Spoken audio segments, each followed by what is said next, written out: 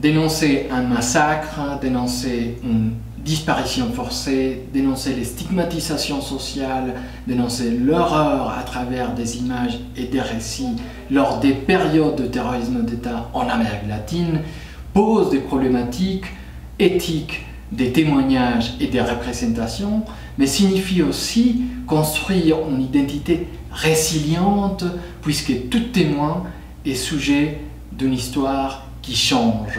Voilà l'un des points forts de cet ouvrage, Résilience des images et des récits, qui vient d'apparaître chez Poulour.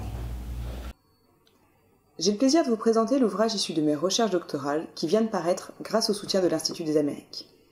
Il s'agit de l'une des toutes premières études consacrées aux missions catholiques féminines auprès de populations amérindiennes de l'Ouest canadien entre le 19e et le 21e siècle.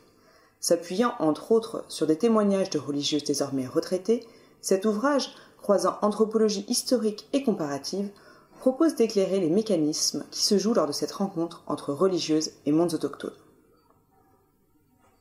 Pourquoi l'Amérique latine, les Incas et les Aztèques et l'astronomie maya vous fascinent? D'ailleurs, qu'en est le mot Amérique latine? Ou encore, d'où vient la mode des vêtements ethniques péruviens et mexicains? À partir de quand la France s'intéresse à ces tissus et à ces formes latino-américains? Si vous souhaitez des réponses, lisez mon ouvrage. Inédit dans ses questionnements, il a vu le jour grâce au prix de l'Institut des Amériques et aux presses universitaires de Rennes qui m'ont aidé à modifier ma thèse en livre, à l'ouvrir sur les relations avec les États-Unis, les artistes surréalistes et bien d'autres encore.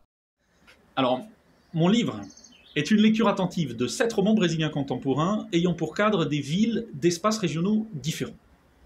C'est donc une façon de découvrir le panorama littéraire du Brésil d'aujourd'hui, mais c'est surtout une façon d'explorer le fait que les fictions offrent des fenêtres sur des expériences subjectives des villes, avec l'invention de langage pour retrouver la mémoire des villes, le sens caché du magma urbain contemporain, et déterrer des éclats d'utopie.